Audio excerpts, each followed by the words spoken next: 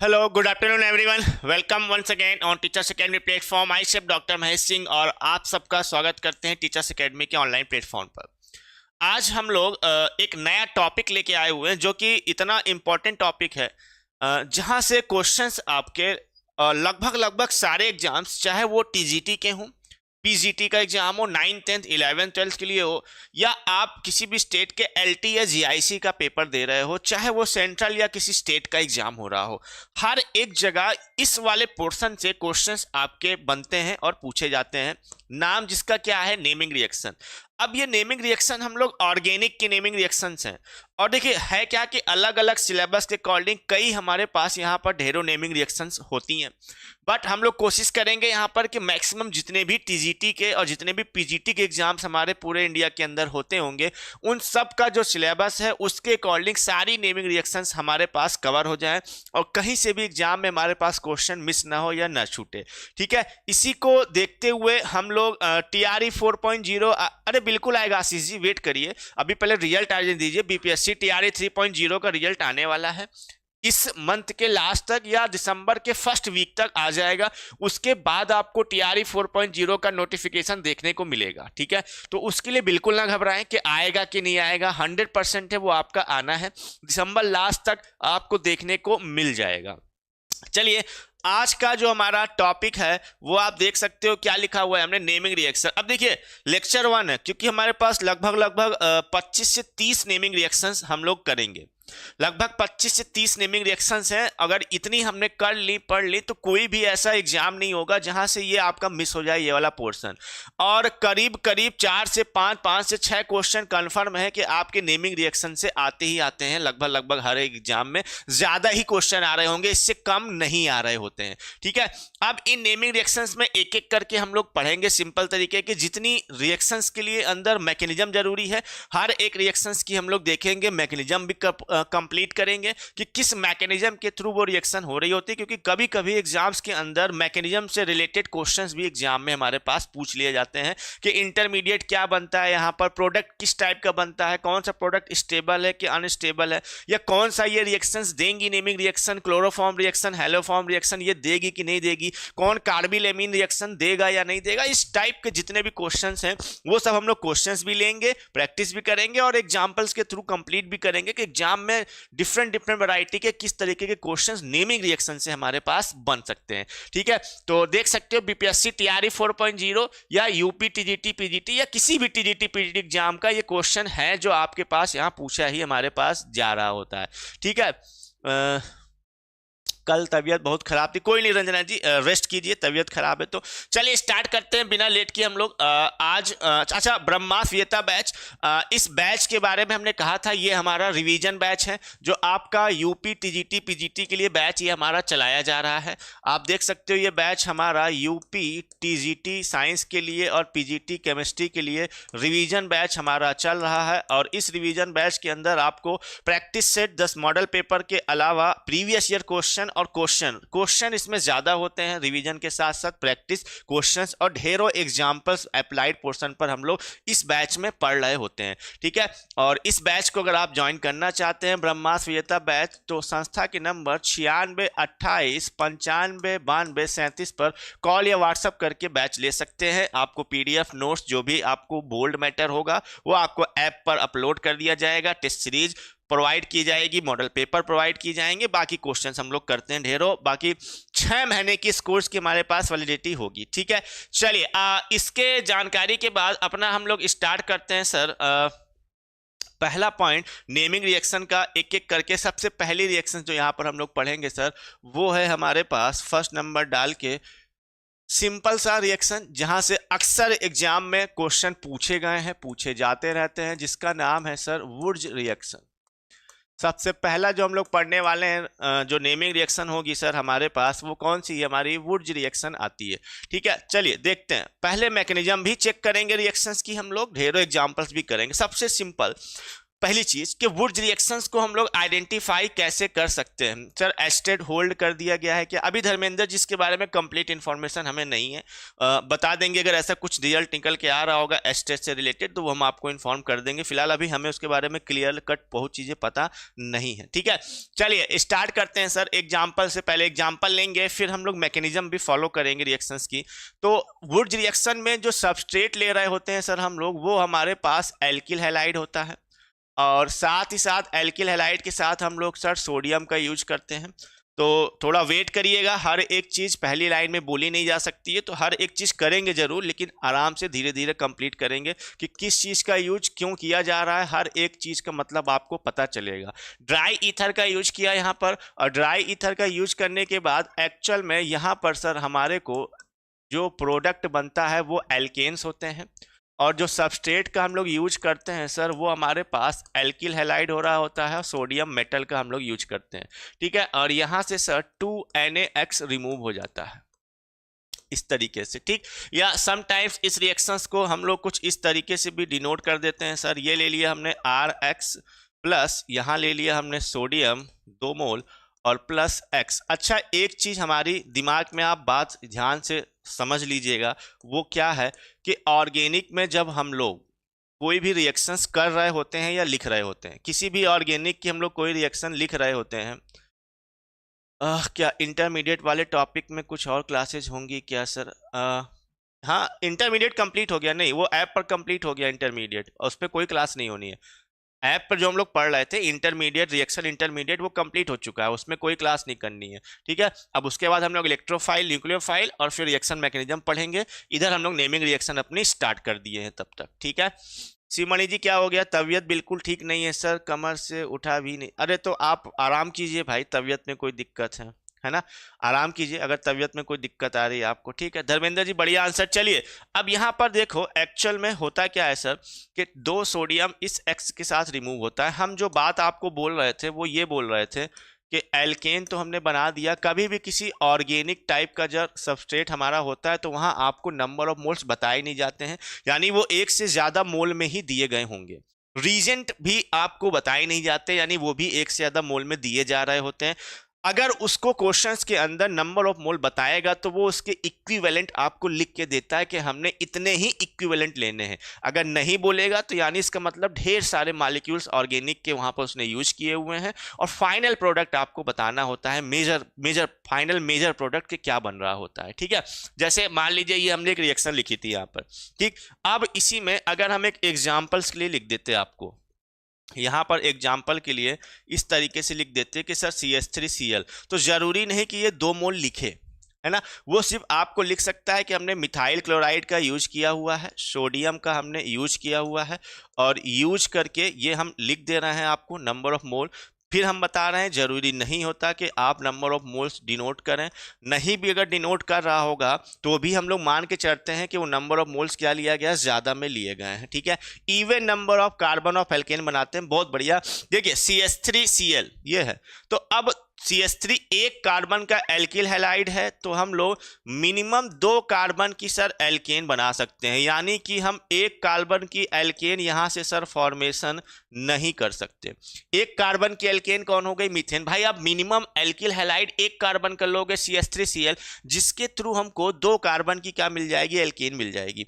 यानी हम 1 कार्बन का जो एल्केन होता है यानी मीथेन होता है, उसका फॉर्मेशन यहां पर नहीं कर सकते हैं, या उसको हम लोग यहां पर नहीं बना सकते हैं, ठीक है। ये पहला एग्जांपल हमारे पास हो गया। चलिए अब जैसे जो हम बात बोल रहे थे आपको कि इस तरीके से मान लीजिए 2 कार्बन की हमने एल्किल हैलाइड ले ली, तो हम दोनों चीज डिनोट करते हैं। आपको नहीं बताएगा कि यहां पर आपको नंबर ऑफ मोल कितने लिए गए हैं, डायरेक्ट लिख दिया हमने सोडियम और 2 कार्बन की एल्किल हैलाइड लिया हुआ है, इसका यूज किया। ड्राई ईथर की प्रेजेंस में आपको बताना है यहाँ पर मेजर प्रोडक्ट हमारे पास क्या बनता है, तो 2 कार्बन से सर यहाँ पर हम लोग 4 कार्बन की क्या बना देंगे? एल्केन बना देंगे, जिसको हम लोग क्या बोलते हैं सर? N butane. ये क्या होता है सर हमारे पास? इसको एन ब्यूटेन हम लोग बोल सकते हैं, ठीक है। अभी मैकेनिज्म भी हम लोग चेक करेंगे। एक्चुअल में वुड्स रिएक्शन 2 मैकेनिज्म के थ्रू फॉलो होती है। एक मैकेनिज्म हमारे पास आयनिक मैकेनिज्म होती है और दूसरी फ्री रेडिकल मैकेनिज्म होती है। हम दोनों मैकेनिज्म से आपको रिएक्शन करके दिखाएंगे कि यहाँ पर क्या हो रहा होता है, ठीक है। चलिए इसी में एक और हम लोग रिएक्शंस यहाँ पर नोट कर लेते हैं।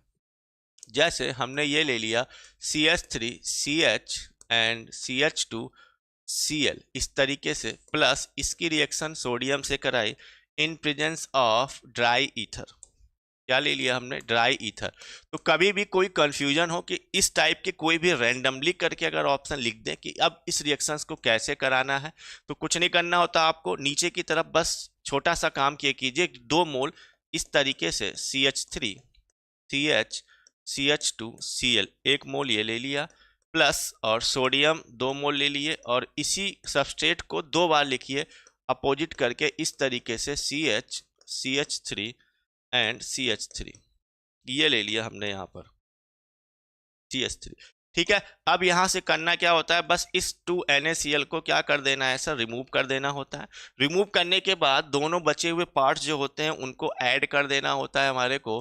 तो CH3 CH3 ये हो गया हमारे को, एंड CH3 और CH3 ये बन गया। तो क्या नाम हो गया सर इसका? 2,3 डाई मिथाइल ब्यूटेन। क्या बोलेंगे सर इसको हम लोग? 2,3 डाई मिथाइल ब्यूटेन बोल देंगे यहाँ पर। क्लियर है कि नहीं क्लियर? 2,3 डाई मिथाइल ब्यूटेन इस रिएक्शन में प्रोडक्ट बन जाएगा। ये तो एक जनरल हमने आपको सबसे पहले रिएक्शंस का रिप्रेजेंटेशन करके दिखाया कि रिएक्शन को रिप्रेजेंट हम लोग किस तरीके से कर रहे होते हैं। ठीक है, चलिए अब आ जाते हैं हम लोग next point. Wurtz reaction can be explained bye ionic and free radical mechanism. यहां हम पॉइंट लिखते हैं, woods reaction can be explained by ionic and free radical mechanism। तो वुड्स रिएक्शन को हम लोग आयनिक या फ्री रेडिकल मैकेनिज्म, दोनों मैकेनिज्म के थ्रू क्या कर सकते हैं सर? एक्सप्लेन कर सकते हैं। ठीक है, सबसे पहले हम उठाते हैं सर यहाँ पर आयनिक मैकेनिज्म्स को, है ना। आयनिक मैकेनिज्म उठाएंगे और सबसे पहले आयनिक मैकेनिज्म के बारे में पढ़ते हैं। तो हेडिंग डाली हमने यहाँ पर सर आयनिक मैकेनिज्म। फ्री रेडिकल मैकेनिज्म भी देखेंगे कैसे होती है, और आयनिक मैकेनिज्म भी कैसी होती है और कौन सी रिएक्शंस को फॉलो कर रही होती है। तो यहाँ पर सबसे पहले हम एग्जाम्पल के थ्रू एक सिंपल सा हमने एग्जाम्पल ले लिया, CH3 CH2 Cl, और इस रिएक्शन का हमको मैकेनिज्म यहाँ पर सर चेक करना है। और यहाँ ले लिया सर हमने sodium in presence of dry ether. अब क्वेश्चन आता है सर ड्राई ईथर का यूज क्यों किया जा रहा होता है? तो ड्राई ईथर का यूज यहाँ पर इसलिए करते हैं क्योंकि इस रिएक्शन में जो सोडियम है वो एल्कली मेटल हाईली रिएक्टिव धातु होती है, काफ़ी ज़्यादा रिएक्टिव मेटल्स होता है। और अगर एटमॉस्फेयर में हम सोडियम की रिएक्शन किसी एल्किल हैलाइड से करा रहे हैं और अगर सोडियम को मॉइस्ट कंडीशन मिल गई भाई, क्योंकि अगर प्रैक्टिकल लैब में भी रिएक्शन करा रहे होगे, अगर मॉइस्ट कंडीशन, ऑक्सीजन एयर के साथ वाटर वेपर भी होता है, मॉइस्ट कंडीशन अगर मिल जाती है तो मॉइस्ट कंडीशन में सोडियम क्या करता है? हाईली एक्सप्लोजिव वोल्केनिक रिएक्शन करता है, ब्लास्ट होती है, बहुत तेजी से ज़्यादा एनर्जी बाहर निकलती है, जिससे रिएक्शन क्या हो सकती है? एक्सप्लोजिव हो सकती है। तो ड्राई ईथर का काम यहाँ सिंपल सा होता है, एज ए सॉल्वेंट वर्क करते हैं, और इस सॉल्वेंट का काम क्या होता है? सोडियम को ड्राई बना के रखना, सोडियम तक मॉइस्ट कंडीशन ना पहुंचने देना, मॉइस्चर को खुद एब्जॉर्ब कर लेना। ये सारे काम क्या होते हैं सर? हमारे पास ड्राई ईथर के पाए जा रहे होते हैं।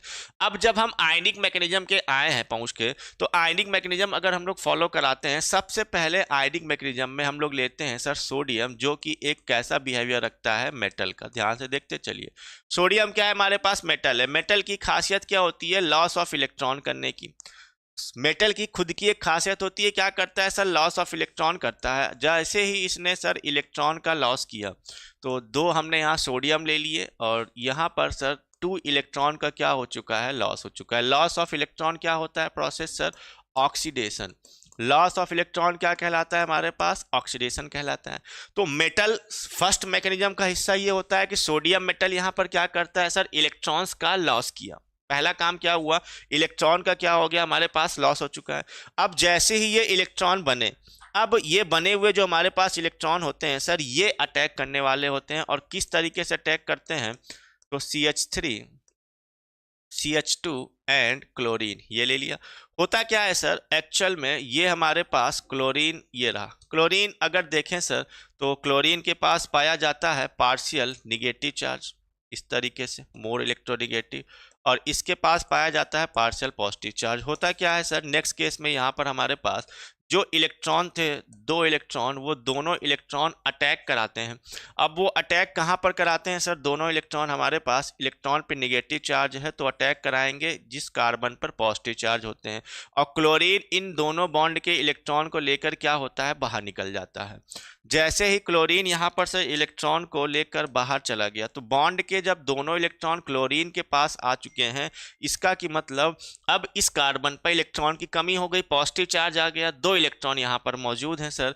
तो दो इलेक्ट्रॉन अगर मौजूद होंगे वो दोनों आके यहाँ पर ऐड होंगे, और CH3 CH2 इस तरीके से ये हो गया हमारे पास CH3 CH2 निगेटिव चार्ज। क्या आ गया, CH3 CH2 पर निगेटिव चार्ज आ चुका है।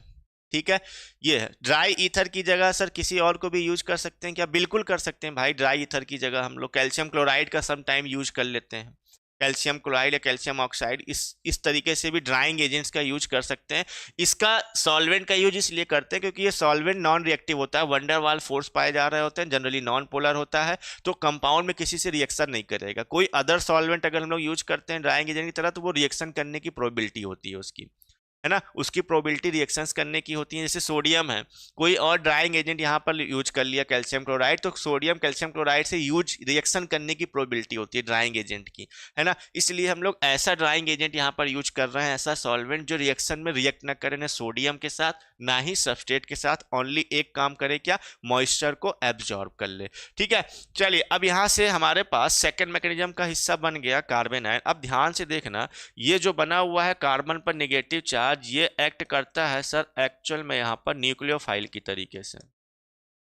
कैसे वर्क कर रहा है न्यूक्लियोफाइल, अब यहाँ पर नेक्स्ट रिएक्शन जो होनी है न्यूक्लियोफिलिक सब्स्टिट्यूशन का हिस्सा है ये।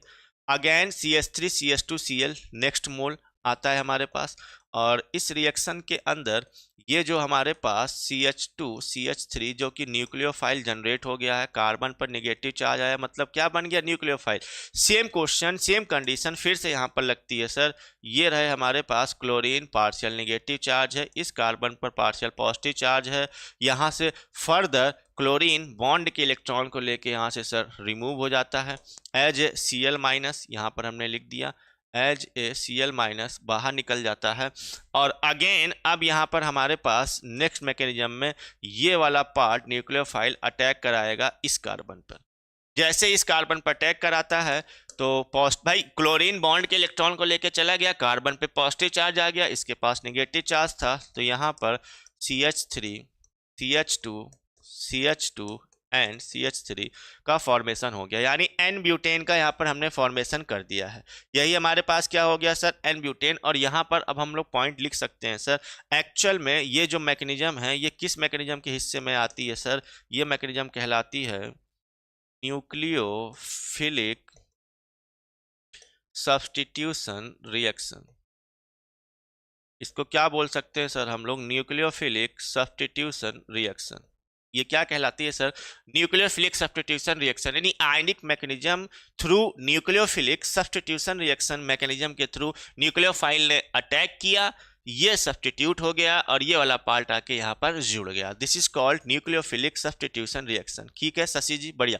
अब देखिए जो एक पॉइंट तब हम लोग लिख देते हैं, क्या, dry ether is used as solvent to protect sodium metal.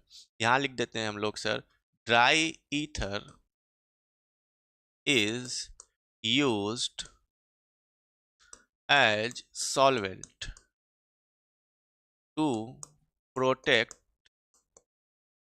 sodium metal from moisture। Moisture से बचाने के लिए सर, मॉइस्चर से बचाने के लिए हम लोग ड्राई ईथर का यूज करते हैं एज ए सॉल्वेंट। ठीक है, तो ये पॉइंट यहाँ पर हमने नोट डाउन कर दिया है, इसको दिमाग में आप सेट कर लीजिएगा कि किस तरीके से ये हो रही है। ठीक है, हाँ, benzene carbon disulphide CCl4 used as solvent for this reaction. बिल्कुल भाई, अगर हम रिएक्शन में यूज कर सकते हैं, लेकिन बेंजीन का यूज नहीं करने वाले हैं यहाँ पर हम लोग, है ना। बेंजीन का अगर यहाँ पर यूज कर लिए, ध्यान से सुनना क्या होगा। अगर हमने यहाँ बेंजीन का यूज कर लिया तो बेंजीन के यूज करने पर फिर वो इलेक्ट्रोफिलिक सब्स्टिट्यूशन दे देगा एल्किल हैलाइड के साथ। ध्यान से सुनो, बेंजीन अगर ले लोगे तो वो एल्किल हैलाइड के साथ क्या दे देगा हमारे पास सर, इलेक्ट्रोफिलिक सब्स्टिट्यूशन दे देता है, रिएक्ट कर जाएगा। इसलिए बेंजीन का यूज यहाँ पर हम लोग नहीं कर सकते हैं इस वाले केस में, ठीक है। कार्बन डाइसल्फाइड जो होता है वो मॉइस्चर एब्जॉर्ब नहीं कर सकता, उसके पास वैकेंट ऑर्बिटल नहीं होते कार्बन के पास, तो उसका यूज भी यहाँ पर हम एज ए सॉल्वेंट यूज नहीं कर रहे होते हैं। क्लियर है कि नहीं क्लियर है यहाँ पर। यही केस CCl4 के लिए भी है। कार्बन टेट्राक्लोराइड में भी कार्बन के पास कोई वैकेंट ऑर्बिटल नहीं है, तो वो भी ड्राइंग एजेंट होना चाहिए, मॉइस्चर एब्जॉर्ब करने की क्षमता भी होनी चाहिए। तो बाकी सॉल्वेंट की तरह तो यूज होते हैं, लेकिन वो ड्राइंग एजेंट नहीं है। ड्राई ईथर सॉल्वेंट भी है और साथ साथ क्या है, मॉइस्चर को एब्जॉर्ब भी कर सकता है। इसलिए अदर जो सॉल्वेंट हैं वो इतने इफेक्टिव नहीं होते जितना इफेक्टिव कौन होता है, हमारे पास ड्राई ईथर निकल के आ रहा होता है। क्लियर होगा यहाँ तक हमारे पास पॉइंट, बताओ। चलिए, आयनिक मैकेनिज्म के बाद अब हम लोग आते हैं नेक्स्ट मैकेनिज्म जानने के लिए सर, यहाँ पर वो है free radical mechanism.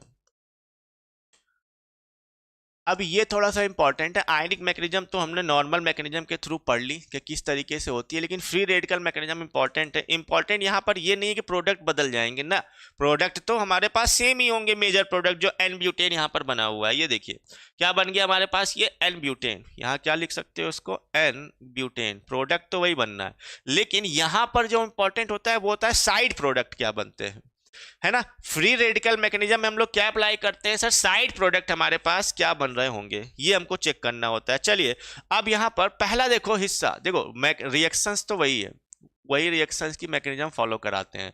CH3 CH2 Cl,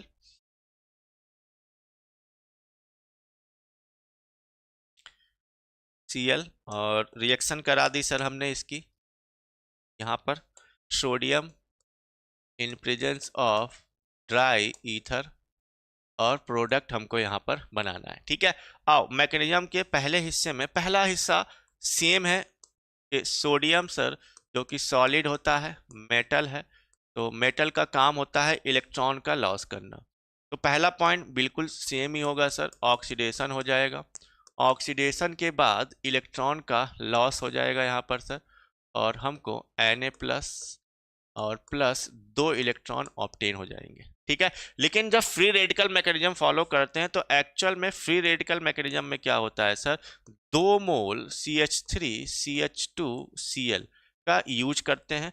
इस मैकेनिज्म में क्या होता है कि जब 2 इलेक्ट्रॉन अटैक करेंगे तो इलेक्ट्रॉन भी 2 हैं हमारे पास, है ना, और CH3 CH2 2 मोल एल्किल हैलाइड भी लिया हुआ है। तो नो डाउट यहाँ पर जो क्लोरीन है, 2 मोल क्लोरीन, नो डाउट इस पे पार्शियल नेगेटिव चार्ज है, इस पे पार्शियल पॉजिटिव चार्ज है। क्लोरीन दोनों इलेक्ट्रॉन को लेके रिमूव हो जाएगा, तो यहाँ पर हमारे पास बन जाएगा सर 2Cl-, 2Cl- बन गया। बट अब होता क्या है सर, 2 क्लोरीन और दोनों बॉन्ड के ये दोनों इलेक्ट्रॉन लेके चला गया। अब इस केस में क्योंकि 2 मोल थे और यहाँ पर मौजूदा इलेक्ट्रॉन 2 थे, तो ये जब यहाँ अटैक कराएगा तो एक एक मोल जो हमारे पास CH3 CH2 है वो एक एक इलेक्ट्रॉन गेन करेगा, और एक एक इलेक्ट्रॉन गेन करके सर इस तरीके से क्या बनाएगा, फ्री रेडिकल का फॉर्मेशन कर देगा। ठीक है सर, इसे नोट पॉइंट लिख सकते हैं, बिल्कुल भाई नोट करते रहिए, जहां हम लिखते चल रहे हैं उसको तो नोट करते चलिए, वो बताया इसलिए जाता है। तो 2CH3 CH2 ये हो गया हमारे पास, ठीक है। अब इस 2CH3 CH2 में जो बना हुआ है वो क्या बना है सर, हमारे पास फ्री रेडिकल बना हुआ है। अब देखिए 2 मोल बने हुए हैं, तो जो मेजर प्रोडक्ट बनने का हिस्सा है वो यहां से आपको इजीली क्लियर हो जाएगा। अब कैसे सर, ये CH3 CH2 1 मोल ये रहा, प्लस दूसरा मोल CH2 CH3 ये रहा, दोनों फ्री रेडिकल हैं, तो आसानी से दोनों फ्री रेडिकल दोनों इलेक्ट्रॉन एक दूसरे से शेयर कर लेंगे, साझा कर लेंगे, और इस तरीके से CH3 CH2 CH2 CH3 करके हमारे पास मेजर प्रोडक्ट बना देंगे। एक्चुअल में ये क्या है हमारे पास सर, मेजर। तो मेजर प्रोडक्ट तो सेम है, हमने कहा ना वो नहीं बदलने वाला। बना क्या हमारे पास सर, ये एन ब्यूटेन। फॉर्मेशन किसका हुआ है, एन ब्यूटेन का फॉर्मेशन हमारे को यहां सर हो गया। क्लियर है। अब नेक्स्ट, यहां तक नहीं कंफ्यूजन, इस क्वेश्चन में, इस वाले पॉइंट में एग्जाम में जो क्वेश्चन पूछा जाता है कि कौन कौन से साइड प्रोडक्ट और बन सकते हैं, है ना। अब देखो थोड़ा सा इंपॉर्टेंट है कि सर हमने कहा ना, ऑर्गेनिक जब रिएक्शन कर रहे होंगे तो ये मान के मत चलो कि 2 लिखा है या यहाँ कुछ लिखा ही नहीं है मेन रिएक्शन में हमने, तो वो एक ही मोल है। नहीं, ढेर सारे मोल्स हैं, ढेर सारे मॉलिक्यूल है। ठीक है, तो कई ढेर सारे सर हमारे पास इस तरीके से फ्री रेडिकल्स भी बन रहे होंगे। ध्यान से देखना, कई ढेर सारे फ्री रेडिकल जनरेट हो रहे होंगे। अब एक प्रोसेस तो हो गया, लेकिन अगला प्रोसेस थोड़ा सा इंपॉर्टेंट है, ध्यान से देखो। क्या ये लिया, अब होता क्या है नेक्स्ट में फिर से यही दोनों, यहां पे देखना, एक इलेक्ट्रॉन ये रहा, एक इलेक्ट्रॉन ये रहा। अब देखो यहां हम क्या लिखने वाले हैं, क्या होता है इस वाले केस में। नेक्स्ट केस में क्या होता है सर, अब इस वाले केस में ये होता है कि ये जो हाइड्रोजन है यहां वाला, ये हाइड्रोजन का एक ये टूटता है बॉन्ड, और ये वाला हाइड्रोजन का एक इलेक्ट्रॉन सर इस कार्बन पर अटैक करता है, तो हमने हाफ एरो बनाया। अगर आप ध्यान से देखो, हम फिर से दिखाते हैं आपको इस वाले बॉन्ड के थ्रू। यहां से ये बॉन्ड टूटा और ये हाफ एरो, हाफ एरो का मतलब क्या हुआ कि ये एक इलेक्ट्रॉन इस एक इलेक्ट्रॉन के साथ बॉन्डिंग करेगा, इसलिए हाफ एरो बनाया हुआ है। और ये जो इलेक्ट्रॉन है सर ये यहां बॉन्ड बनाएगा, और ये जो हाइड्रोजन के बॉन्ड का एक इलेक्ट्रॉन है वो यहां बॉन्ड बनाएगा, इसलिए हाफ हाफ एरो बना रहे हैं। ध्यान से देखना, हाफ एरो अगर हम बनाएंगे, अब बताओ यहां पर क्या हुआ सर, CH3, ये हाइड्रोजन एक इलेक्ट्रॉन और इसका एक इलेक्ट्रॉन लेके जुड़ गया, यहां पर बन गया CH3 और प्लस यहां बन गया sir CH2 double bond CH2, ये हो गया हमारे पास। ध्यान से देखो, है ना, ये क्या बन गया, CH2 एक इलेक्ट्रॉन ये, एक इलेक्ट्रॉन ये, डबल बॉन्ड आ गया, तो CH2 डबल बॉन्ड CH2, यानी कि एक ही फ्री रेडिकल था। अब देखो हुआ क्या है, दोनों ही केस में एक ही फ्री रेडिकल था, उसी का सर हमारे पास फ्री रेडिकल से यहां पर इलेक्ट्रॉन का लॉस भी हुआ, इलेक्ट्रॉन का गेन भी हुआ। इस बॉन्ड के इलेक्ट्रॉन गेन हो गए और इस बॉन्ड का ये इलेक्ट्रॉन क्या हो गया, लॉस। इलेक्ट्रॉन का लॉस भी हो रहा है, इलेक्ट्रॉन का गेन भी हो रहा है। हमारी बात ध्यान से सुनो, इस बॉन्ड में से ये इलेक्ट्रॉन इसने गेन किया मॉलिक्यूल ने, लेकिन इस इलेक्ट्रॉन का लॉस कर दिया, हाइड्रोजन के साथ यहां चला गया। और इलेक्ट्रॉन का लॉस भी हो रहा है, इलेक्ट्रॉन का गेन भी हो रहा है, और एक ही मॉलिक्यूल के साथ हो रहा है, यानी ऑक्सीडेशन भी हो रहा है, रिडक्शन भी हो रहा है, एक ही मॉलिक्यूल में एक ही कार्बन के साथ हो रहा है। इसका मतलब ये रिएक्शन क्या कहलाती है, डिसप्रपोर्शियोनेशन रिएक्शन, है ना। इसको हम लोग क्या बोलते हैं, डिसप्रपोर्शियोनेशन रिएक्शन बोल रहे होते हैं। क्लियर है कि नहीं क्लियर है। तो एक्चुअल में यहां पर अगर हम लोग लिखेंगे सर, यहां लिख सकते हैं ये जो प्रोडक्ट बने हुए हैं ये कहलाते हैं माइनर प्रोडक्ट। क्या बन गया, माइनर प्रोडक्ट बन गया, है ना। और दूसरी चीज, इस रिएक्शन को हम लोग क्या बोलते हैं, माइनर प्रोडक्ट जो बनते हैं सर, डिसप्रपोर्शियोनेशन रिएक्शन। माइनर प्रोडक्ट जो हमारे पास बने हुए हैं वो किसके थ्रू बनते हैं सर, डिसप्रपोर्शियोनेशन रिएक्शन के थ्रू बन रहे होते हैं। क्लियर है कि नहीं क्लियर है। क्लोराइड आयन चेंज इन, नहीं अपने आप क्लोरीन गैस में चेंज नहीं होता है, वो 2 इलेक्ट्रॉन है ना उसके पास, तो Cl2 गैस में कैसे चेंज जाएगा, अपने आप वो चेंज नहीं हो रहा होता है 2 क्लोराइड, वो रिएक्शन के अंदर फिर से आके जुड़ जाता है। ऐसा जैसे मान लो 100 मॉलिक्यूल है, ध्यान से सुनो, ऐसा नहीं होता। रिएक्शन होती कैसे, 100 मॉलिक्यूल में से 100 मॉलिक्यूल हैं, मान लो 100 में से सारे के सारे, पहली बात मॉलिक्यूल टूटते नहीं है, 80 टूट गए, 20 अब भी बचे हुए। उस 80 में से सारे के सारे 80 फ्री रेडिकल बना के रिएक्शन नहीं करते, 80 में से भाई 40 50 60 रिएक्शन कर लेते हैं, बचे हुए जो 10-20 मॉलिक्यूल हैं वो वापस इस क्लोरीन से जुड़ के फिर से एल्किल हैलाइड बना देते हैं, है ना, वापस इस क्लोरीन से जुड़ के फिर से एल्किल हैलाइड बना देते हैं। ठीक है, तो वो मौजूद रहता है रिएक्शन में एज ए आयन, और जुड़ता रहता है, टूटता रहता है, जुड़ता रहता है, टूटता रहता है, ये रिएक्शन कंटिन्यू चलती रहती है। और मेजर फॉर्म में हमको मेजर प्रोडक्ट और माइनर प्रोडक्ट यहाँ से ऑब्टेन होते रहते हैं। ठीक है, तो ये कहलाती है हमारे पास एक्चुअल में वुड्स रिएक्शन की फ्री रेडिकल मैकेनिज्म, कि किस तरीके से हम लोग अपनी फ्री रेडिकल मैकेनिज्म करा रहे होते हैं। चलिए इस पॉइंट को हम लोग लिखते हैं कि formation of ethane and ethene with butane in Wurtz reaction, इस पॉइंट को यहां पर नोट करते हैं। फॉर्मेशन ऑफ इथेन, ये आप समझ रहे हो ना कहां से लिखा हुआ है, ये जो बना हुआ है ये क्या कहलाता है सर हमारे को, इथेन, और ये इसका नाम क्या होता है सर, इथीन डबल बॉन्ड, है ना। तो formation of ethane and ethene with butane, ethane and ethene in with butane, है ना, इन वुड्स रिएक्शन। तो वुड्स रिएक्शन में सर इथेन और जो इथीन हमारे पास एक्चुअल में बन जाता है, ठीक है, हाँ, जैसा नाम वैसा काम होता है। Formation of ethane and ethene with butane in would reaction of ethyl chloride is explained bye of ethyl chloride is explained by free radical mechanism. Ionic mechanism के थ्रू आप इथेन और इथीन नहीं बना सकते जब हमने सबस्ट्रेट के लिए इथाइल क्लोराइड का यूज किया।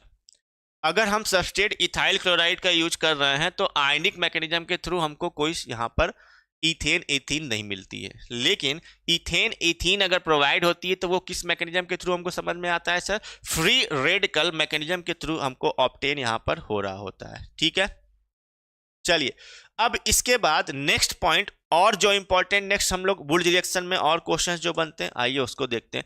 मान लीजिए बाई चांस कभी ऐसा हो गया कि जो हमने एलाइड यहां पर यूज किया हुआ है CH3CH2Cl, किसी रिएक्शन में ये एल्किल हैलाइड दो डिफरेंट टाइप की यूज कर ले। किसी भी रिएक्शन में ये एल्किल हैलाइड क्या कर ले? दो डिफरेंट टाइप का यूज कर ले, है ना। चलिए सर इस रिएक्शन को एक्सप्लेन कौन से मैकेनिज्म से बेटर करते हैं? इस ऑप्शन में दो, अरे ऑप्शन में रिएक्शन मैकेनिज्म थोड़ी ना पूछेगा कि कौन सा ऑप्शन बेटर है, कौन सी मैकेनिज्म बेटर है। क्वेश्चन वो अलग टाइप के बनाएगा, है ना। ये बना देगा, बताइए इथेन इथीन इथाइल क्लोराइड के कराने पर प्रोडक्ट अगर बनते हैं तो किस मैकेनिज्म के थ्रू बन सकते हैं? इलेक्ट्रोफिलिक सब्स्टिट्यूशन बन सकते हैं, फ्री रेडिकल मैकेनिज्म के थ्रू बन सकते हैं, न्यूक्लियोफिलिक सब्स्टिट्यूशन तो बता देना फ्री रेडिकल के थ्रू वहां बन रहे होते हैं, न्यूक्लियोफिलिक सब्स्टिट्यूशन यानी आयनिक मैकेनिज्म के थ्रू नहीं बन रहे होते हैं। इस टाइप से क्वेश्चन आएगा, ठीक है, दोनों में कंफ्यूज हो ही नहीं सकता है।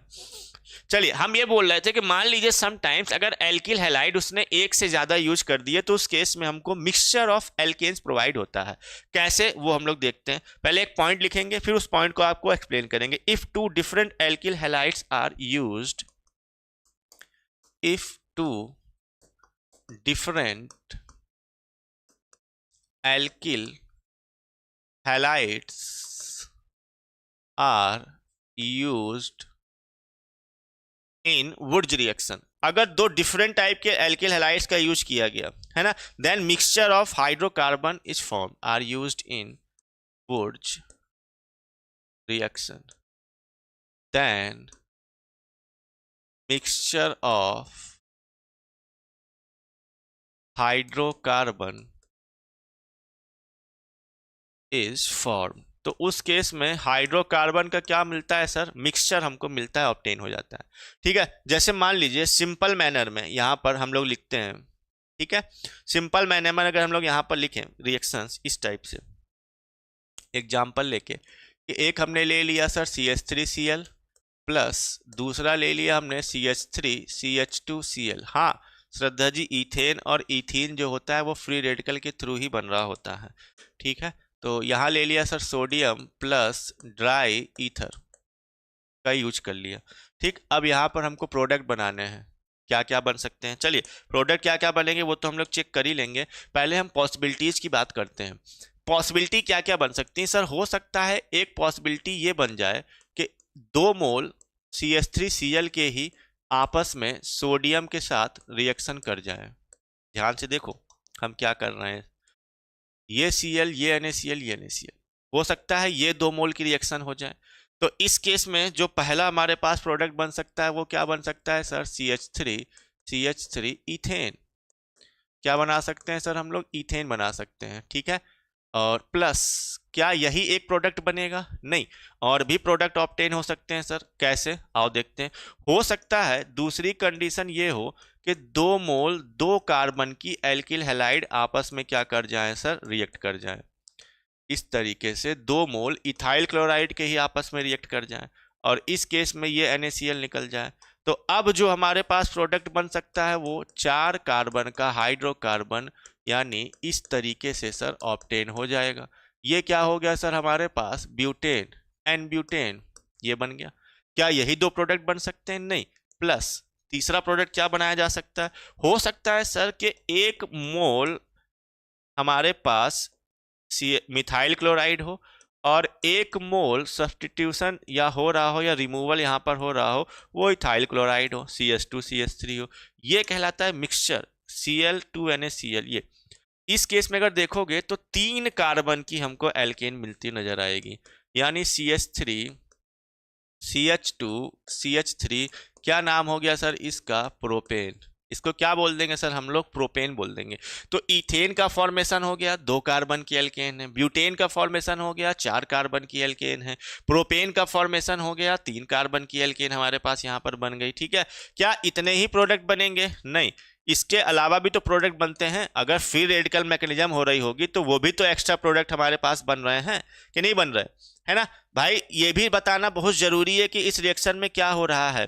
तो plus product of disproportionation reaction, plus product of, भाई जब फ्री रेडिकल अगर मैकेनिज्म हो गई तो डिसप्रपोर्शनेशन के थ्रू भी तो हमारे पास कुछ प्रोडक्ट बन रहे होंगे। बस अंतर यही है कि वो प्रोडक्ट माइनर कहलाएंगे और ये 3 प्रोडक्ट बन गए। अब इसमें इंटरेस्टिंग चीज आपको जानने की जो जरूरत है वो क्या है? वो ये है कि सर इथेन जो बना 2 कार्बन का है, सिमेट्रिकल एल्केन कहलाता है। क्या बोलते हैं सर इसको? सिमेट्रिकल एल्केन बोल रहे होते हैं। एन ब्यूटेन हमारे पास बना हुआ है, ये भी हमारे पास 4 कार्बन का है, तो इसको भी क्या बोलते हैं सर हम लोग? सिमेट्रिकल। ये भी क्या कहलाता है हमारे को सर? सिमेट्रिकल एल्केन कहलाता है। लेकिन जो यहाँ पर हमारे पास प्रोपेन बना हुआ है सर, तो प्रोपेन जो एक्चुअल में है ये कैसा है? अनसिमेट्रिकल एल्केन है। ये कैसा है? तो अगर हम लोग सर यहाँ पर देखो, अगर इस तरीके से हम लोग 2 डिफरेंट टाइप के एल्किल हैलाइड्स यूज कर लेते हैं, कई क्वेश्चन बनेंगे, ध्यान से सुनो। अगर हम 2 डिफरेंट एल्किल हैलाइड्स का यूज कर रहे होते हैं सर, तो पहली चीज सिमेट्रिकल और अनसिमेट्रिकल दोनों एल्केन बना सकते हैं, साथ ही साथ प्रोडक्ट ऑफ डिसप्रपोर्शनेशन रिएक्शन भी बनेंगे। बट इंटरेस्टिंग फैक्ट यहां पर यह है कि इस सिमेट्रिकल और अनसिमेट्रिकल एल्केन की बीच की जो सॉल्युबिलिटी होती है वो बहुत ज्यादा होती है। मतलब सिमेट्रिकल और अनसिमेट्रिकल एल्केन इतने ज्यादा आपस में सॉल्युबल होते हैं कि इनको सेपरेट करने के लिए हमको एक्स्ट्रा मेथड यूज करने पड़ते हैं, जिसकी कॉस्ट जो निकल के आती है वो इस रिएक्शन कराने की कॉस्ट से भी क्या होती है? ज्यादा निकल के आ रही होती है। ठीक है, तो इसलिए हम लोग कभी भी वुड्स रिएक्शन के थ्रू अनसिमेट्रिकल एल्केन का यूज नहीं करते, क्योंकि इनकी मिसिबिलिटी यानी इनकी आपस में घुलनशीलता, सॉल्युबिलिटी बहुत ज्यादा है, जिससे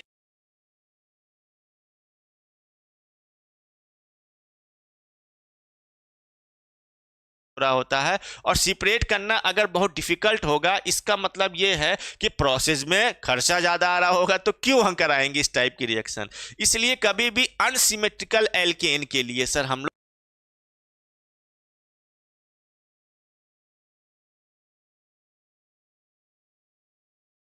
सर ये फ्री रेडिकल कब फॉलो करता है और कब? भाई देखिए दोनों मैकेनिज्म से फॉलो होता है। कब कौन सा फॉलो नहीं करता? रिएक्शन में दोनों हमारे मैकेनिज्म से ये रिएक्शन फॉलो कर रही होती है, दोनों तरीके से। ठीक है, तो कोई भी करा सकते हैं, डिपेंड एग्जाम में क्वेश्चन में क्या पूछा गया है, बस ये हमको बताना होता है। चलिए अब यहाँ लिखते हैं हम लोग, it is difficult to separate a particular unsymmetrical alkane from mixture of hydrocarbon. कहीं पॉइंट लिख लेते हैं हम लोग, यहाँ पर लिख लेते हैं, it is difficult to separate a particular unsymmetrical alkane to particular unsymmetrical समझ गए ना? हमारे पास जो बराबर भागों में डिवाइड ना किया जा सके। अरे अनसिमेट्रिकल समझ रहे हो कि नहीं समझ रहे हो? अरे भाई जैसे मान लो हमने ये लिखा CH3 एंड CH3, ये ले लिया। अब इसको अगर आप देखो कि ये बराबर भागों में डिवाइड किया जा सकता है, 2 बराबर भागों में बट गया, तो ये क्या कहलाएगा हमारे पास सर? सिमेट्रिकल। ये कौन सा केस हो गया हमारे पास सर? सिमेट्रिकल एल्केन का केस हो गया। ठीक है, अब इसी तरीके से जैसे मान लो कोई ऐसी एल्केन ले ली जिसको 2 बराबर भागों में डिवाइड नहीं किया जा सकता, देख लो, है ना? तो यहां चाहो तो लिख भी सकते हो sir, does not divide in 2 equal part by या through any bond. Through any bond, किसी भी बॉन्ड के थ्रू 2 बराबर भागों में डिवाइड नहीं किया जा सकता। और ऐसा अगर केस होता है तो ये क्या कहलाती है हमारे पास? अनसिमेट्रिकल, यानी असंतृप्त एल्केन। एल्केन जरूर जोड़ दो। क्या हो गया हमारे पास सर, ये असंतृप्त एल्केन। तो एक सिमेट्रिकल का केस हो गया, दूसरा कौन सा हो गया हमारे पास, अनसिमेट्रिकल का। ठीक है, अब चलो ये पॉइंट लिखते हैं, जो पॉइंट हम समझाना चाह रहे थे यहाँ पर। हाँ, जो इक्वल पार्ट में डिवाइड नहीं होगा थ्रू एनी बॉन्ड, किसी बॉन्ड के थ्रू कार्बन कार्बन के बीच में। तो हम पॉइंट लिख रहे थे कि it is difficult to separate a particular unsymmetrical alkane from mixture of hydrocarbon, from mixture of hydrocarbon. ठीक है, तो मिक्सचर ऑफ हाइड्रोकार्बन से इसको सेपरेट करना क्या होता है, बहुत डिफिकल्ट होता है ना। सो या रीजन लिख ले, it is difficult to separate a particular unsymmetrical alkane from mixture of hydrocarbon due to more solubility, क्योंकि उनकी सॉल्युबिलिटी क्या होती है सर, ज्यादा हो रही होती है ना, due to more solubility. So Wurtz reaction is unsuitable for preparation of unsymmetrical alkane, for preparation of unsymmetrical alkane. ध्यान से सुनना, एक पॉइंट हमारा अपने कानों में डालना। हमने क्या बोला, हमने ये नहीं बोला कि अनसिमेट्रिकल एल्केन वुड्स रिएक्शन के थ्रू नहीं बनती है। अगर नहीं बनती तो हमने ये प्रोडक्ट क्यों लिखे अनसिमेट्रिकल के। बनती तो है अनसिमेट्रिकल एल्केन, लेकिन हम लोग बनाते नहीं है, यानी वुड्स रिएक्शन अनसूटेबल होती है, सूटेबल नहीं होती है बनाने के लिए। क्यों? क्योंकि सॉल्युबिलिटी सिमेट्रिकल और अनसिमेट्रिकल की ज्यादा होती है, तो उनको सेपरेट करना क्या होता है, डिफिकल्ट होता है। ये कतई मत बोल देना कि वुड्स रिएक्शन में हम लोग अनसिमेट्रिकल एल्केन बना ही नहीं सकते, गलत है ये point.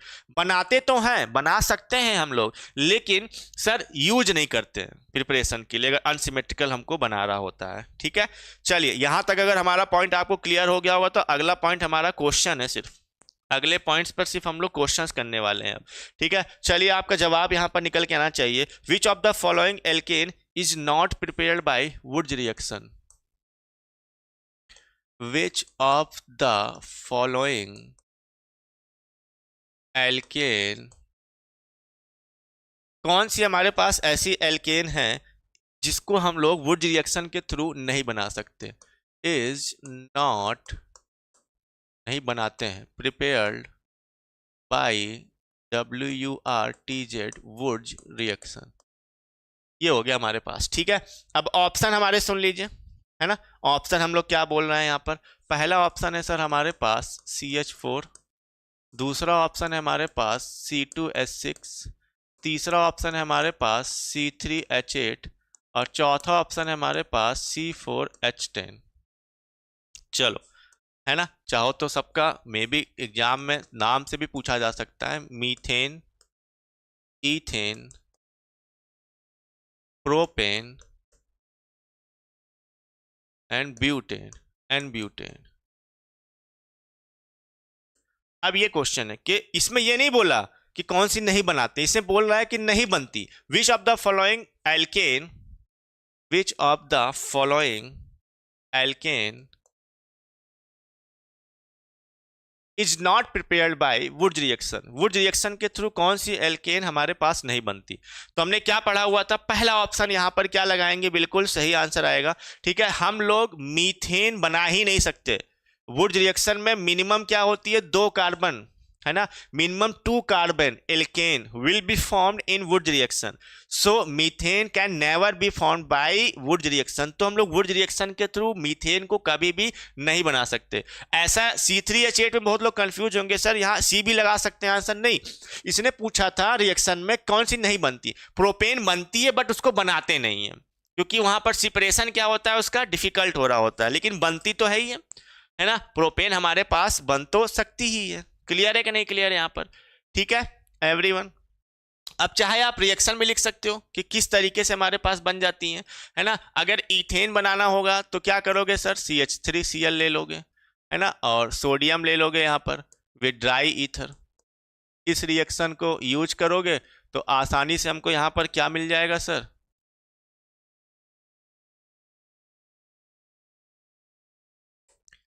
Sodium plus dry ether. इसको बनाना होगा प्रोपेन, तो प्रोपेन बनाने के लिए हमको CH3Cl प्लस CH3CH2Cl, एक 2 कार्बन का एक 3 कार्बन का लेना होगा, है ना। और इस तरीके से सर सोडियम ड्राई ईथर ले लिया, ये फॉर्मेशन हमारे पास हो जाएगा। 4 कार्बन का बनाना है तो CH3CH2Cl, केवल यही ले लो, इतना पर्याप्त है। और सोडियम ड्राई ईथर का यूज कर लेंगे इस तरीके से, तो यहाँ पर हमको सर ये बन जाएगा। तो ये हो गया हमारे पास। क्लियर है कि नहीं क्लियर? चलो अगले क्वेश्चन की तरफ चलते हैं। आई थिंक आंसर सबका आ गया होगा, ठीक है। हाँ, प्रीफर्ड सिमेट्रिकल एल्केन। अगला क्वेश्चन हम लोग लिखते हैं sir, a mixture of ethyl iodide and n propyl iodide. A mixture of ethyl iodide and n propyl iodide.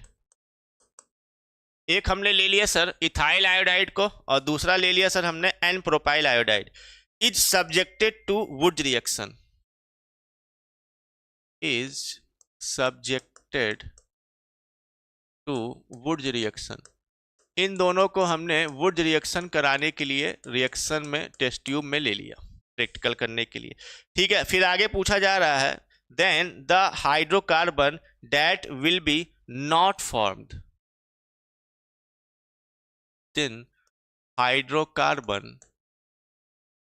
then hydrocarbon that will be not formed, तो कौन सा हमारे पास नहीं बनेगा, ये क्वेश्चन है। धर्मेंद्र सर ऑप्शन में सिमेट्रिकल एंड अनसिमेट्रिकल दोनों ऑप्शन हो सर तो प्रीफर, हाँ सिमेट्रिकल को प्रीफर करेंगे, ठीक है सही है। चलिए अब हम यहाँ आंसर लिख दे रहे हैं कि क्या क्या हमारे पास है। पहला ऑप्शन है सर हमारे को एन ब्यूटेन, दूसरा ऑप्शन है हमारे पास सर एन पेंटेन, तीसरा ऑप्शन है हमारे पास सर एन हेक्सेन, और चौथा ऑप्शन है हमारे पास सर प्रोपेन। चलो इस क्वेश्चन का आपको आंसर देना है। अब इस क्वेश्चन में बोला गया है कि हमने इथाइल आयोडाइड और एन प्रोपाइल आयोडाइड दो लिए गए हैं वुड रिएक्शन कराने के लिए, तो कौन सा हाइड्रोकार्बन हमको नहीं बनेगा। अब आप बताओ इस वाले केस में सर कैसे करेंगे। देखो हो सकता है कि एक कंडीशन ऐसी आ गई हो जिसमें सर CH3I, दो इथाइल आयोडाइड आपस में रिएक्ट कर जाए, 2Na एन प्लस CH3I, इस तरीके से। अब जब ये रिएक्ट करेंगे सर यहाँ बताओ तो 2 कार्बन की हमारे पास क्या बन जाएगी, तो देख लो इथाइल आयोडाइड लिया है और कौन सा लिया हुआ है, प्रोपाइल आयोडाइड यहाँ पर हमको लिया गया है। अच्छा गलत हो गया ये वाला पॉइंट, चलो ये तो यहाँ सही हो जाएगा, डोंट वरी। इथाइल आयोडाइड मतलब CH3CH2 एंड हेयर CH2CH3, ये हो गया। तो ये क्या हो जाएगा सर 4 कार्बन, 2 ये ले लिया 2 वो ले लिया, कितने हो गए हमारे पास 4, तो ब्यूटेन बन सकता है ना सर। यहाँ पर इस तरीके से चाहो कर दो, ये ब्यूटेन का फॉर्मेशन यहाँ पर हमारे पास हो सकता है।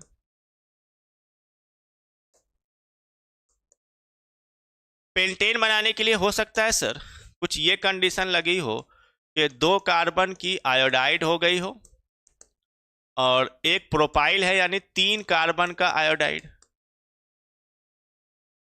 चलो बताओ अगर ये रिएक्शन कर गया होगा सर तो इस केस में ये 2NaI यहां से रिमूव हो जाएगा और सोडियम डाई ईथर का यूज करेंगे, तो बताओ 3 वो 2 ये, तो ये 2 + 2 कार्बन, ये 3 + 2 कार्बन का बन जाएगा। हेक्सेन बन सकता है क्या, बिल्कुल बन सकता है। कैसे सर, हो सकता है कि 2 मोल एन प्रोपाइल आयोडाइड के ही आपस में रिएक्शन कर गए हों, कुछ इस तरीके से 2 मोल एन प्रोपाइल आयोडाइड के ही आपस में क्या कर गए हों सर, रिएक्शन कर गए हों, कुछ इस तरीके से। तो इस केस में भी ये आयोडीन 2NaI यहाँ से रिमूव होगा और सोडियम ड्राई ईथर का हमने यहाँ पर यूज कर लिया।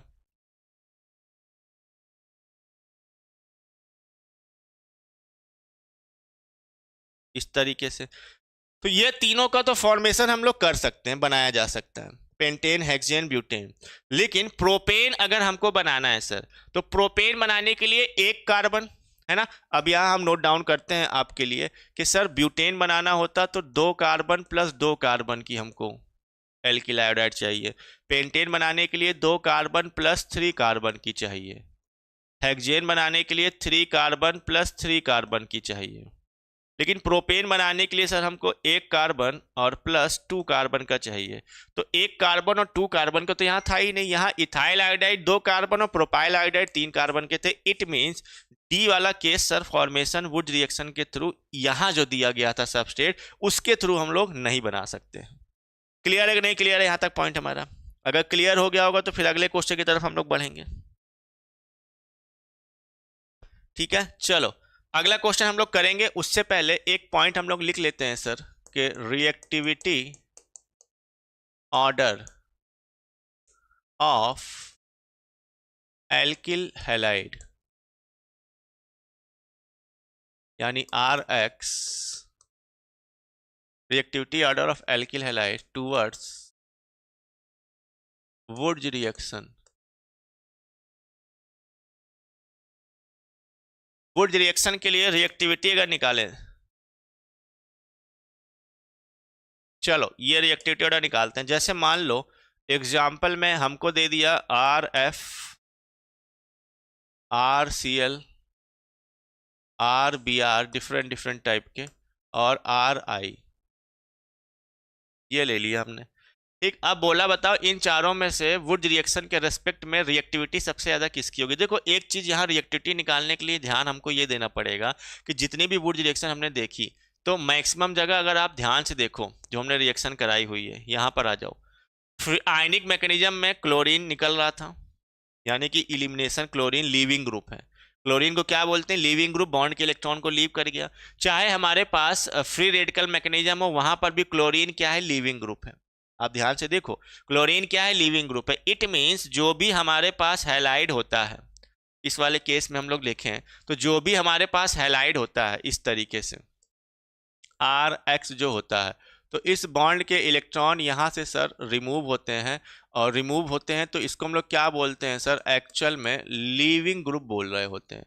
क्या बोलते हैं? Leaving group. अब यहाँ पर आंसर जो लगाना है उसी बेस पे लगाना होता है कि सर I माइनस जब यहाँ से निकलता है, I minus is better leaving group. ये वीकर बेस होता है, इसलिए आसानी से यहाँ से रिमूव हो जाता है। सबसे बेटर जो लीविंग ग्रुप होता है वो कौन सा होता है? R minus. यानी एल्किल फ्लोराइड से ज़्यादा रिएक्टिव एल्किल क्लोराइड होगा, उससे ज़्यादा एल्किल ब्रोमाइड होगा, और सबसे ज़्यादा कौन सा हो जाएगा? एल्किल आयोडाइड हो जाएगा हमारे पास। यानी अगर डिफरेंट डिफरेंट एल्किल हैलाइड्स दिए गए हैं जहाँ पे हैलोजन डिफरेंट होगा, उस केस में अगर इसकी रिएक्टिविटी वुड्स रिएक्शन के लिए हमको निकालनी होगी तो RF से ज़्यादा RCl, RCl से ज़्यादा RBr, और RBr से ज़्यादा किसका हो जाएगा? RI का, क्योंकि यहाँ पर लीविंग ग्रुप क्या करता है सर? लीव कर रहा होता है। चलो अब ये क्वेश्चन आप लोगों के लिए है, इसका जवाब आप सबको देना है। ठीक है, C4H9Cl, एक ये हमने कंपाउंड ले लिया और इसका नाम हमने बोल दिया सर ये हमारे पास क्या है? A है। एक है हमारे पास कंपाउंड A। ठीक है, और इसकी रिएक्शन हमने कराई यहाँ पर sir sodium with dry ether के साथ। ठीक है, हमने करा दिया सोडियम प्लस ड्राई ईथर के साथ। हमारे पास बन गया सर एक hydrocarbon B।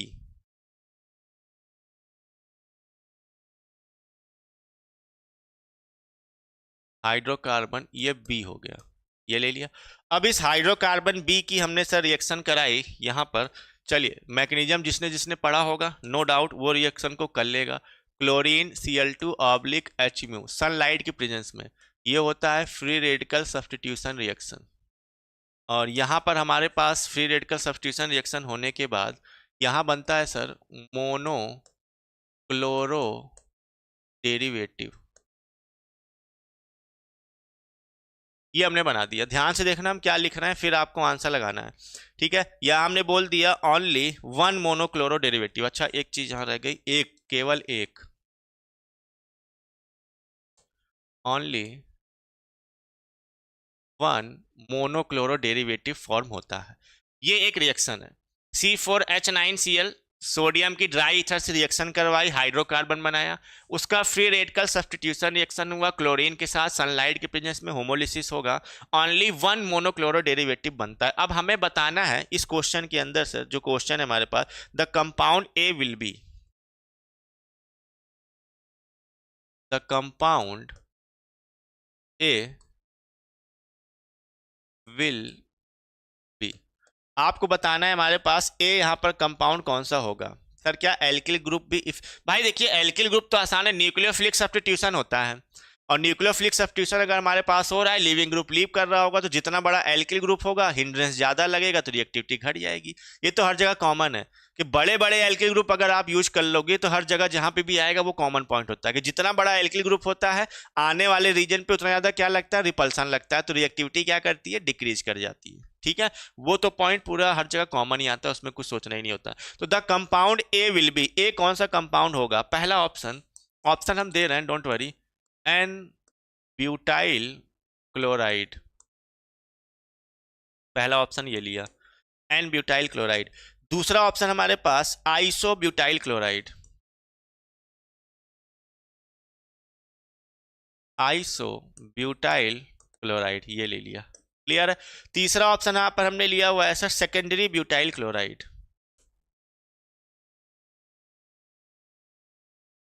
Secondary 2 degree butyl chloride, secondary butyl chloride ले लिया। और डी वाला ऑप्शन यहां पर हमने लिया हुआ है सर टर्सरी ब्यूटाइल क्लोराइड,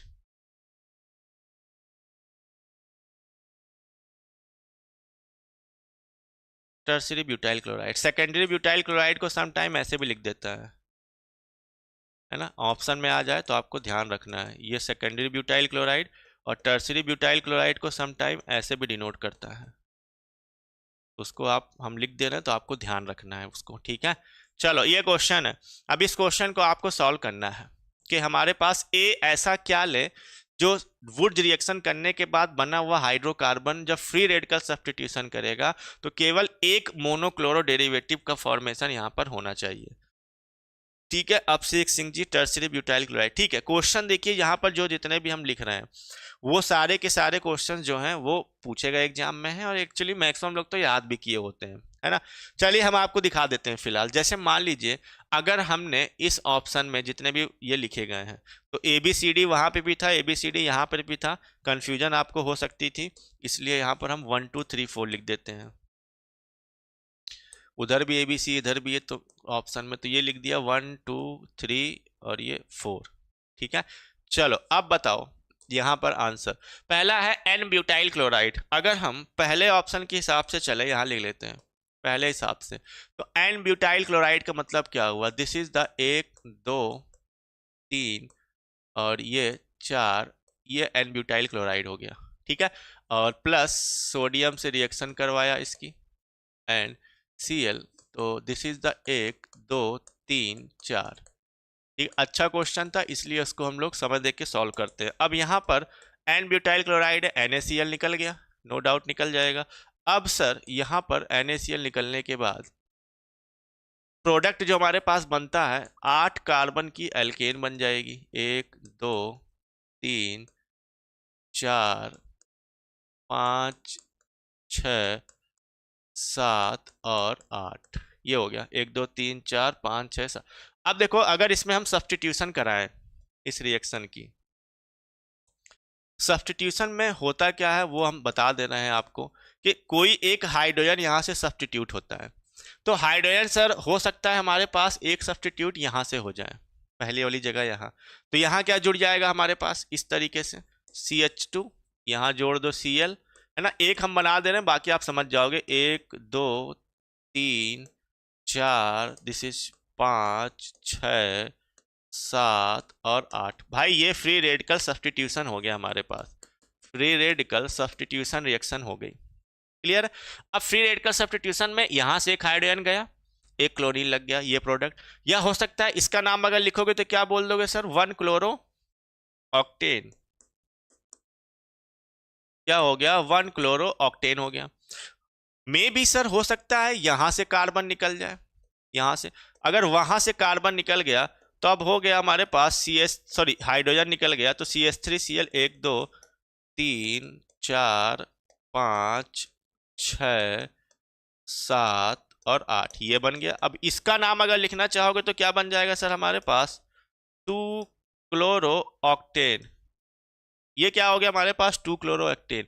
इसी तरीके से सर और भी हमारे पास डिफरेंट डिफरेंट टाइप के प्रोडक्ट बन जाएंगे। यानी एक से ज्यादा, यहाँ क्या लिखा था, केवल एक मोनोक्लोरो डेरिवेटिव होना चाहिए, एक क्लोरीन लगाना चाहिए, लेकिन यहाँ एक से ज्यादा मोनोक्लोरो डेरिवेटिव मिल रहे हैं, है ना। तो एक यहाँ, दो यहाँ, यहाँ से भी निकाल सकते हो 3 क्लोरो ऑक्टेन, यहां से निकालोगे 4 क्लोरो ऑक्टेन, यहां से निकालोगे तो फिर वही काउंट हो जाएगा इधर से 4 क्लोरो। तो 4 मोनोक्लोरो डेरिवेटिव यहां पर मिल सकते हैं हमको। कितने मिल सकते हैं, 4 इस वाले केस में। तो पहला आंसर तो वैसे ही गलत हो गया सर, हमको तो एक चाहिए था। दूसरा है आइसोब्यूटाइल क्लोराइड। अगर हम सेकेंड ऑप्शन लें और this one is iso group,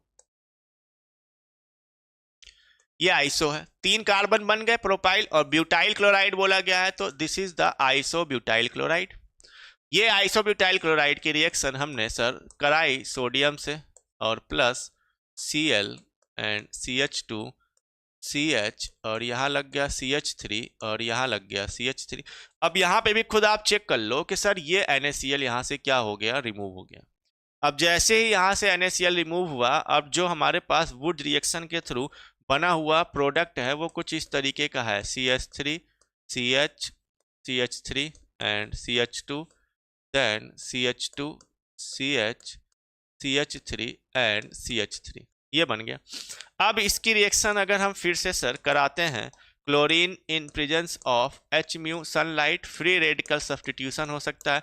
बताओ कहाँ कहाँ से फ्री रेडिकल सब्स्टिट्यूशन यहाँ पर हो सकता है। हो सकता है एक हाइड्रोजन यहाँ से सब्स्टिट्यूट कर जाए, यहाँ से या यहाँ से कर जाए, एक ही बात है हमारे पास।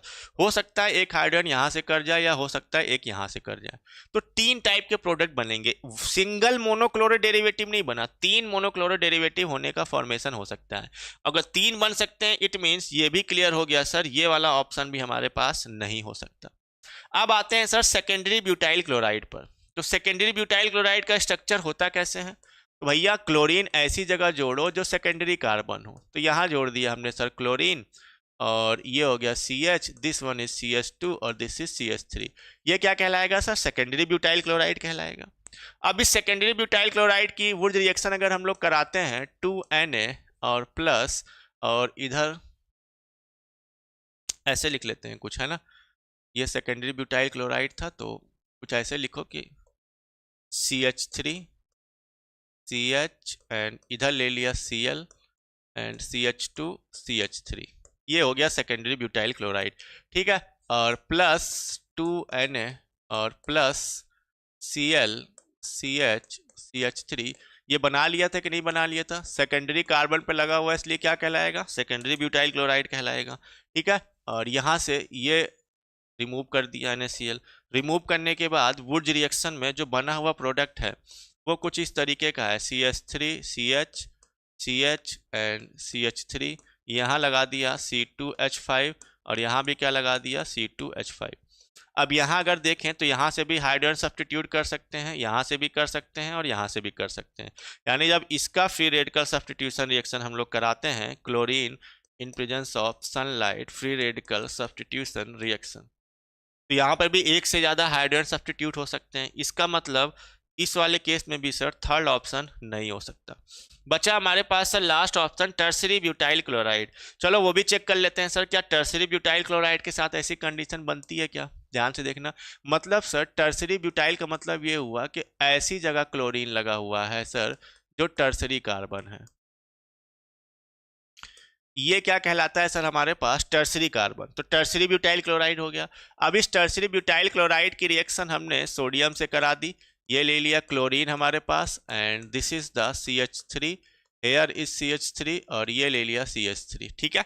ये कराई सर यहाँ पर हमने इसकी वुड रिएक्शन, ये NaCl यहाँ से बाहर निकाल दिया इस तरीके से, और वुड रिएक्शन यहाँ पर जब हमने कराई तो फॉर्मेशन हुआ सर कुछ इस तरीके का, CH3 C CH3 CH3 and C CH3 CH3 और CH3।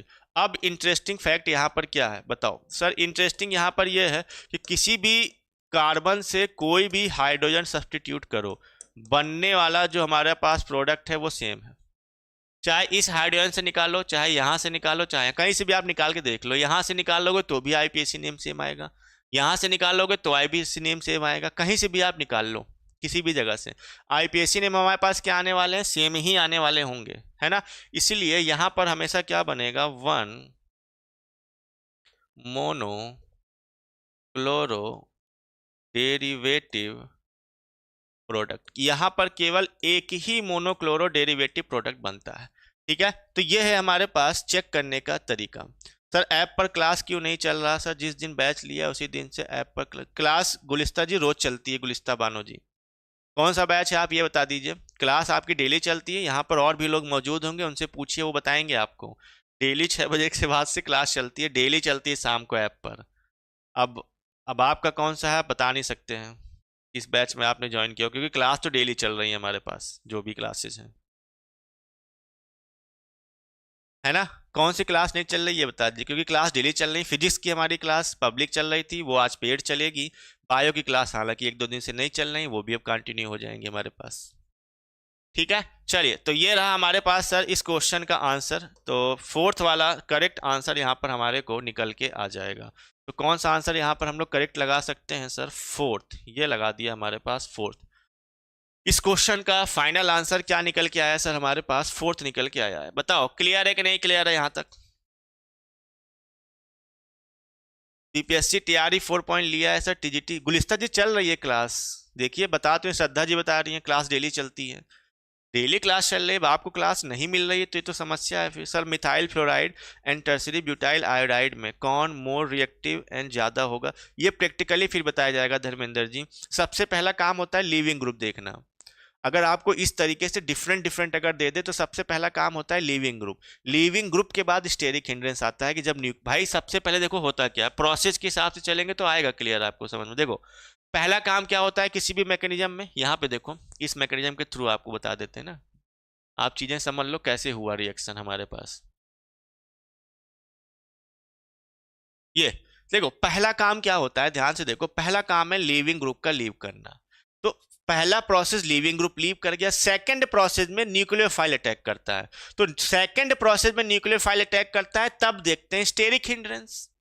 तब क्या देखते हैं? स्टेरिक हिंड्रेंस देखते हैं। लेकिन जो फर्स्ट प्रोसेस है, फर्स्ट प्रोसेस में क्या होता है? लीविंग ग्रुप लीव करता है। इसलिए हमेशा पहले ये चेक करो कि लीविंग ग्रुप के हिसाब से रिएक्टिविटी किसकी ज्यादा है। अगर वो कंफर्म हो जाता है, लीविंग ग्रुप सेम हो जाते हैं, फिर जाके चेक करो कि अब स्टेरिक हिंड्रेंस न्यूक्लियोफाइल अटैक करेगा, तो स्टेरिक हिंड्रेंस अब चेक करो किसका कम है, वो ज्यादा रिएक्टिव हो जाएगा। तो पहले हमेशा लीविंग ग्रुप चेक करो। तो आयोडाइड वाले का लीविंग ग्रुप सबसे आसानी से जाएगा, तो आयोडाइड वाला सबसे ज्यादा रिएक्टिव हो जाएगा। अगर 2 आयोडाइड कॉमन हो जाते हैं फिर चेक करते हैं किसको हम लोग? स्टेरिक हिंड्रेंस को। ठीक है, यहां तक पॉइंट क्लियर हो गया एवरीवन? क्लास डेली चल रही साहब, जैसे पुलिस्ता जी बता तो दिया, देखिए प्रीति जी ने। चलिए यहां तक पॉइंट क्लियर। अब देखो इसी से रिलेटेड इतनी मैकेनिज्म हमने बता दी, अब इसी से रिलेटेड 2 और बेहतरीन बेहतरीन से आपको रिएक्शन हम बता देते हैं। देख के यहाँ पर क्या हमारे पास होना है। देखो जैसे वुड्ज रिएक्शन पढ़ा उसी तरीके से हमारे को वुड्ज फिटिग रिएक्शन होती है और एक फिटिग रिएक्शन होती है। सर आप जो लाइव पढ़ाते हैं ऐप पर रिकॉर्डेड क्लास में, अरे भाई जब ऐप पर चल रहा होगा तो तुरंत डायरेक्ट चल रहा होता है ना गुलिस्ता जी।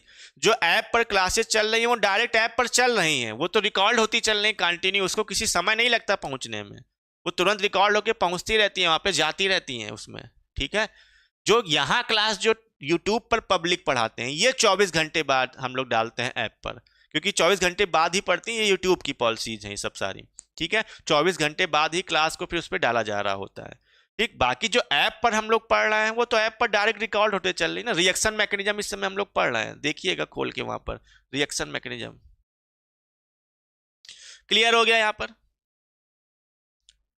चलिए अब देखिए इसी से रिलेटेड एक पॉइंट जो इंटरेस्टिंग हम आपको बताने वाले हैं कि वो क्या डिफरेंस होता है। वुड्ज रिएक्शन एक होती है वुड्ज फिटिग रिएक्शन, और एक होती है फिटिग रिएक्शन। इन सब रिएक्शन को भी हम लोग देख लेते हैं कि इनमें डिफरेंस हमारे पास क्या पाया जा रहा होता है। ठीक है, आओ देखो छोटे छोटे से डिफरेंस है ना, ध्यान से देखना। सर जो वुड्ज रिएक्शन हम लोग लेते हैं एक है हमारे पास वुड्स रिएक्शन, और एक होती है सर हमारे पास, यहां लिखते हैं वुड्स फिटिग रिएक्शन, और एक केवल होती है सर फिटिग रिएक्शन। ये तीन रिएक्शन ली हमने। अब इन तीनों रिएक्शन में छोटा छोटा सा डिफरेंस है, बस वो हमको देखना है। मैकेनिज्म पूरी सेम है, एज इट इज कॉमन है। अब वो छोटा सा डिफरेंस क्या होता है सर, वुड्स रिएक्शन में हम लोग जब एल्किल हैलाइड यूज करते हैं RX, तो वो होता है सर एक एलिफेटिक टाइप का, एलिफेटिक एल्किल हैलाइड,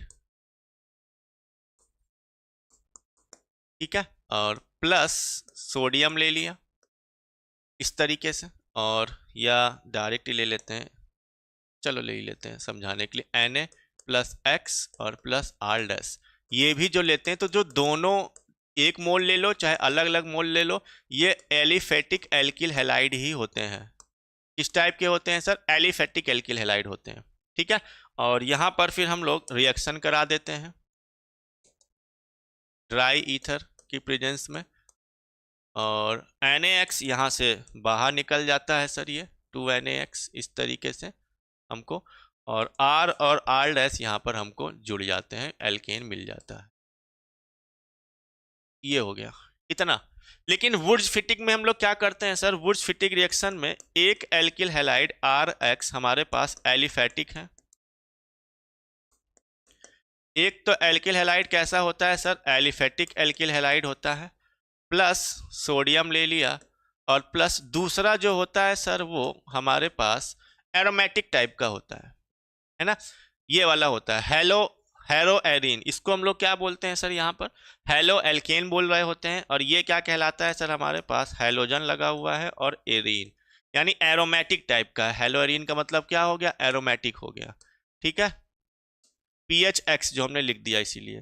तो यहाँ पर प्रोडक्ट हमारे पास वही है, एक R वाला पार्ट PH के साथ जुड़ जाएगा और 2NaX यहाँ पर निकल जाता है। तो बनना तो वही है सर, यहाँ पर भी X और ये सोडियम X ये निकल गया। और फिटिक रिएक्शन में छोटा सा डिफरेंस है, यहाँ पर जो हम लोग लेते हैं सर वो दोनों ही हेलो एरिन्स होती हैं, वो दोनों ही हम लोग क्या लेते हैं इस तरीके से, PHX X हेलोजन है, ठीक है। ये भी हमारे पास सर हेलो एरिन्स है, या बोल सकते हो एरोमेटिक हेलो एरिन्स, या एरोमेटिक टाइप की एल्किल हैलाइड्स हैं इस तरीके से।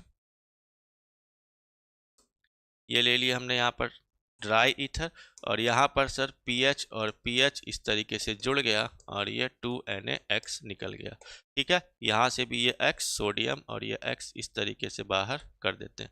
ये डिफरेंस हमारे पास वुड्स रिएक्शन के अंदर, वुड्स फिटिक रिएक्शन के अंदर और फिटिक रिएक्शन के अंदर, ठीक है। यहाँ तक आपको क्लियर हो गया पॉइंट हमारा जो समझा रहे थे, ठीक है। इतना पॉइंट क्लियर है, चलिए।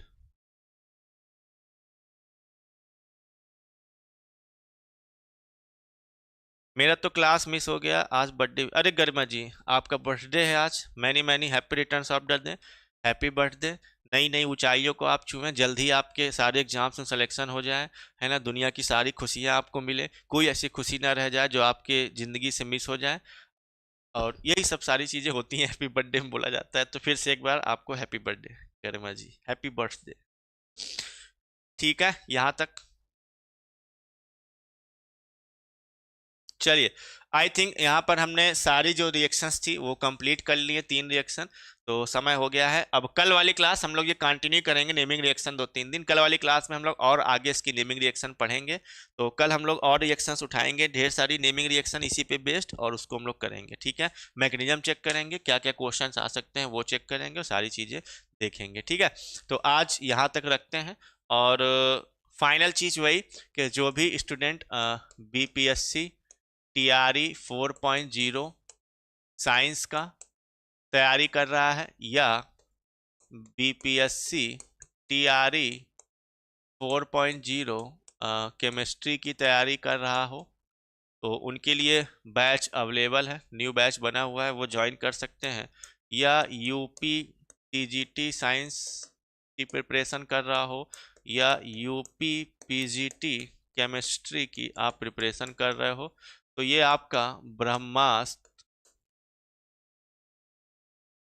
विजेता रिवीजन बैच बना हुआ है, ब्रह्मास्त्र विजेता बैच, जो कि आपका सर एक रिवीजन बैच होगा, है ना। और इस रिवीजन बैच को आप ज्वाइन कर सकते हैं यूपी वालों के लिए। और इसके अलावा जो भी उत्तराखंड जीआईसी लेक्चरर की तैयारी कर रहा है या आरपीएससी ग्रेड 1, इसका भी हम लोग पेपर सॉल्व कर ही रहे हैं, ग्रेड 1 केमिस्ट्री की तैयारी कर रहा है, वो भी बैच बने हुए ज्वाइन कर सकता है। सबके लिए जो बैच हमारे पास हैं वो कंटिन्यू चल रहे हैं, कोर्स सब में बढ़ रहा है धीरे धीरे। और कोई भी जिस कोर्स को परचेज करना चाहता है तो वो संस्था के नंबर 96 28 95 92 और 37 इस नंबर पर कॉल कर सकता है या व्हाट्सअप करके जानकारी बाकी ले सकता है।